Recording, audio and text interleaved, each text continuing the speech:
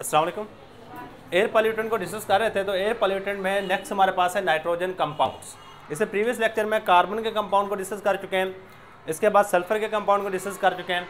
अब हमने डिस्कस करना है नाइट्रोजन के कंपाउंड्स को।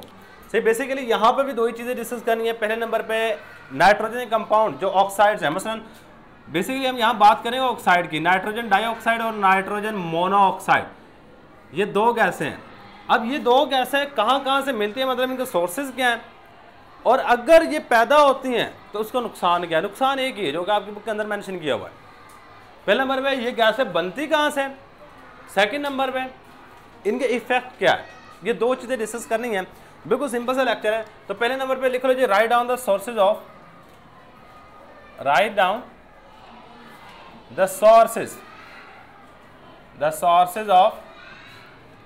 नाइट्रोजन कंपाउंड या नाइट्रोजन ऑक्साइड्स।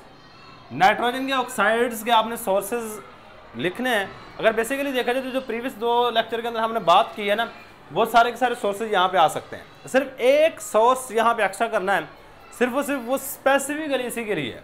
सही, मतलब हम यहाँ पे oxides of nitrogen are obtain by oxides of nitrogen, जो नाइट्रोजन के ऑक्साइड्स हैं आर ऑब्टेन्ड बाय ये हासिल हो रहे होते हैं बाय बैक्टीरियल डिकम्पोजिशन,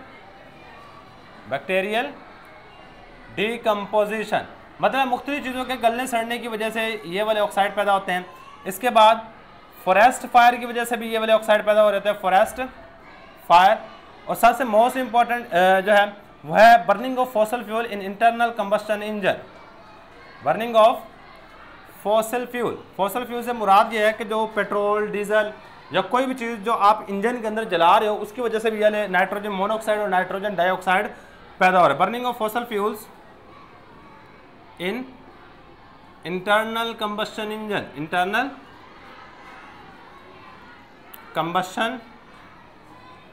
इंजन जो एक ऑक्साइड इसके लिए स्पेसिफिकली है। कहते हैं जब लाइटनिंग होती है ना, मतलब जब बिजली चमक रही होती है तो हवा के अंदर तो गैसें मौजूद होती हैं, नाइट्रोजन और ऑक्सीजन, ये उसी वक्त आपस में मिलती हैं। मिलने के बाद ये वाले ऑक्साइड बना देते हैं।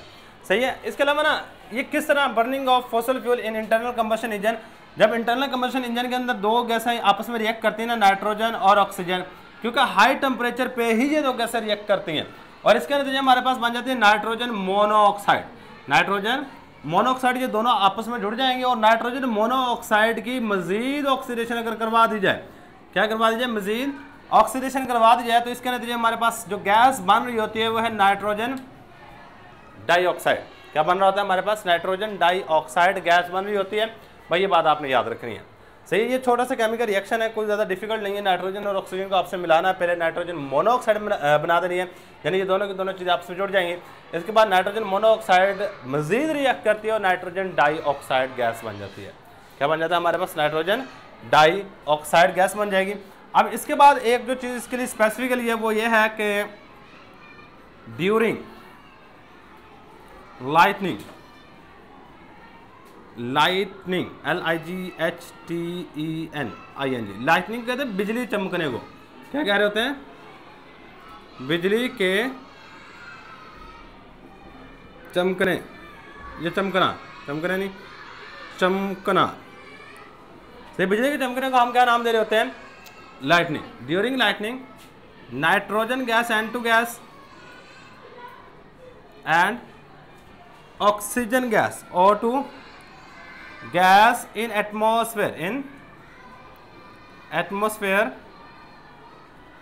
कंबाइन, ये आपस में मिलते हैं। मिलने के बाद क्या करते हैं, कंबाइन एंड